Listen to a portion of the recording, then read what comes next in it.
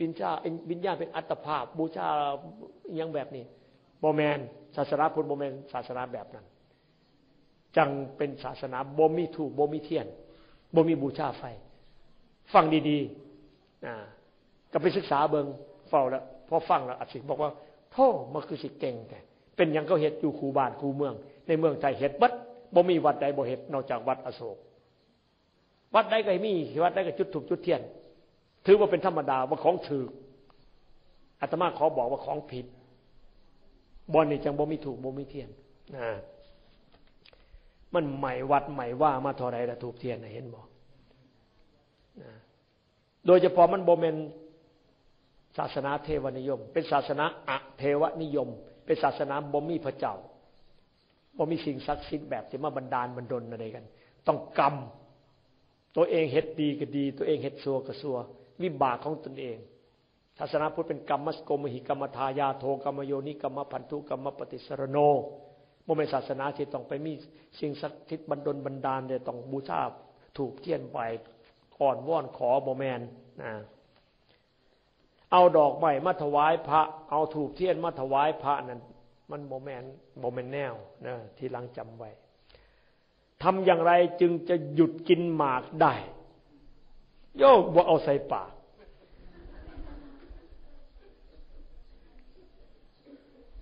มันจะเอาใส่ปากก็หามือมันสิล่ะจะเอาใส่ตั้งใจเลยตั้งศีลตั้งสัจจะแบบหมากกับกูนี่มันต้องเลิกกันน่ะเอาให้มันก็ตั้งใจดีๆตั้งใจเลย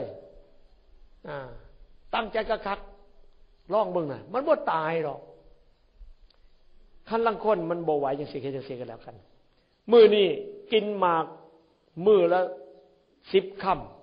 ำตั้งศีลขึ้นมาแล้วต่อไปนี่สิกินมื้อละ5เกิน5ตัดมือเอาอีก4ก่อนกินให้ได้มื้อนี้กินมันเคยกินมื้อละ10พุ่นเอาตั้งศีลมาเอาลดลงมาขอกินมื้อละ5พอได้แล้วแข็งแรงแล้วโอ้มื้อละ5ก็พอไปเว้ยมักน้อยสันโดษมักน้อยสันโดษให้มันน้อยแล้วก็ให้มันพอต่อมาบัดได้หาค่ำแล้วลดลงมาเลยกินมื้อละค่ำหรือมื้อละ2 ค่ำลดจากหามาเหลือ2ขั้นเกิน2ตัดมือลองเบิ่งดูทนเบิ่งแล้วก็พิจารณาโดยวิปัสสนาโอ้ยไปกินมันเอ็ดยังมันก็ติดน้ำรสน้ำกลิ่นน้ำยังมันกินเพราะว่าโอ้มีแห้งได้กินหมากกินผู้โอ้ยมีแห้งสลามันติดรสมันอีหลีรอน่ะโอ้ยมันกินยากกินซ่าได้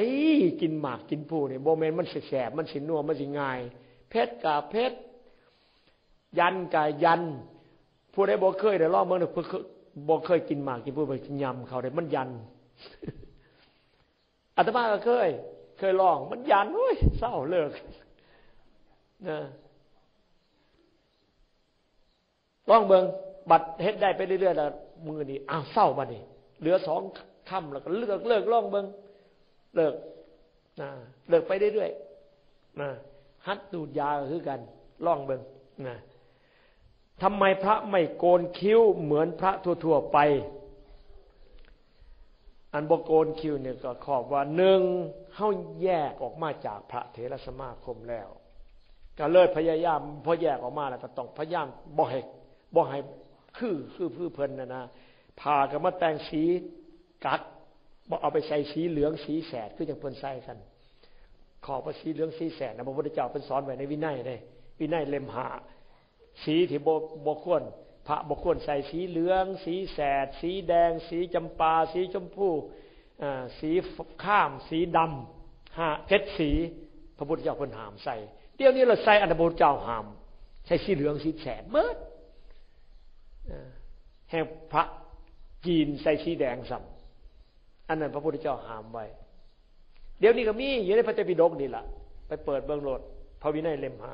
5ใส่สีเข้ากันเลยบ่ใส่มาใส่สีนี่ให้มันบ่คือกัน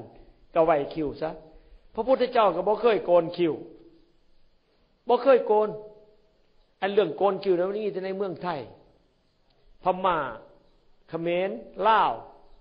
ลังกาบางนิกาย เอาไปจากไทยสยามวงศ์โกนคิ้วน้ำเมืองไทยขั้นมาจากวงอื่นเขาก็บ่โกนคิ้วพระพม่าก็บ่โกนได้คิ้วบ่ต้องไปเอาไก่พระพม่าก็บ่โกนคิ้วก็ข้อพม่านี่ล่ะลบกันกับพม่าเรื่องของเรื่องมันก็คือว่าสิโกนคิ้วเนี่ยขอบเมืองไทยโกนคิ้วกับขอบว่าลบกันกับพม่าเนี่ยมีอยู่ข้าวหนึ่งสิจับใส่ซึกพม่ามาเป็นใส่ซึกปลอมตัวเป็นพระมาพระแต่ก่อนเมืองไทยก็บ่โกนคิ้วสังฆราชยุคนั้นก็เลยสั่งให้สิจับพม่ามันคือกันนะคนไทยหน้าตากับพม่ามันกับคือกันบวชเป็นพระมากกันเลยบ่ฮู้แห่งเว้าไทยได้นำพม่าสิปลอมโตมาได้เว้าไทยได้นำเนี่ยเลยบ่ต้องฮู้ว่าผู้ใดเป็นจารบุรุษผู้ใดเป็นใส่ศึกเลยก็เลยพระบอกอุปชาบอกให้ลูกศิษย์ครูคนเลยคนไทยให้พระโกนคิ้วให้หมดพ่อโกนคิ้วหมดก็พม่าบ่มีอุปชาแม่นบ่พม่าลอยมาอยู่ในเมืองไทยบ่มีอุปชามันก็บ่ฮู้ติล่ะก็คิ้วเด้อจับได้เลยนี่ใส่ศึกตั้งแต่บัดนั้นมาก็เริ่ม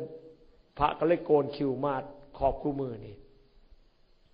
เรื่องของเรื่องมันเป็นอย่างนั้นโกนคิ้วเนี่ยมันบ่แม่นของศาสนาพุทธทีเดียวมาแต่เมืองไทยเท่านั้นพออาตมาลาออกมาจากเทรสมาคมแล้วก็เลยมาใช้สีให้มันถูกต้องบ่โกนคิ้วให้มันถูกต้องตามศาสนาพุทธแต่ตั้งแต่เดิมเอาละอยู่ทางอโศกทำไมไม่แต่งหน้าคือสิแม่นไม่แต่งนี่เขียนว่าไม่ต่างหน้าอาตมาก็เลยอ่านทำไมไม่แต่งหน้าทำไมไม่แต่งหน้าแต่งตาโยไปแต่งมันเห็นยังมันจบธรรมศาสตร์อยู่แล้วไปแต่งมันเมื่อยเห็นยังยุ่นนี่เขาบอกเป็นหลงความสวยความงามหรอกหูบธรรมชาติบุญทำกรรมแต่งจังไรก็จามันแล้วแต่วิบากอาสิผิวพรรณบ่ขาวผิวพรรณแหลบหน้าตาเบี้ยวแน่ตาตีตาล่อยังก็สร้างตามบุญทำกรรมแต่งปฏิบัติธรรมะมีความประพฤติดีมีกิเลสน้อยลงอันนั้นเป็นสาระสำคัญของมนุษย์เรื่องบุญทำกรรมแต่งนี่คนเกิดมารอ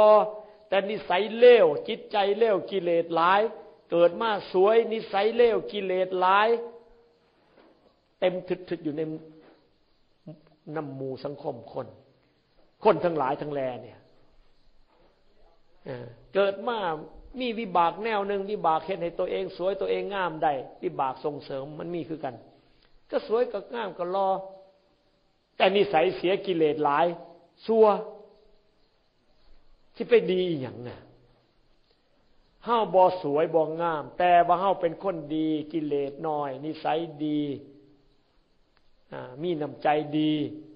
ขยันมันเพียรกตัญญูกตเวทีเมตตาดีพ่อแล้วบอกเป็นส่วนสำคัญดอกเรื่องสิจบสิงามเสียเวลาเปลืองเงินเปลืองคำถือหลอกนั่นแท้เท่าอโศกจังบ่แต่งหน้าแต่งตาบ่แต่งหยังในวัดทำไมไม่มีพระพุทธรูปใช้บ่เลือกออกคือมาสัมมาหลายแต่นี่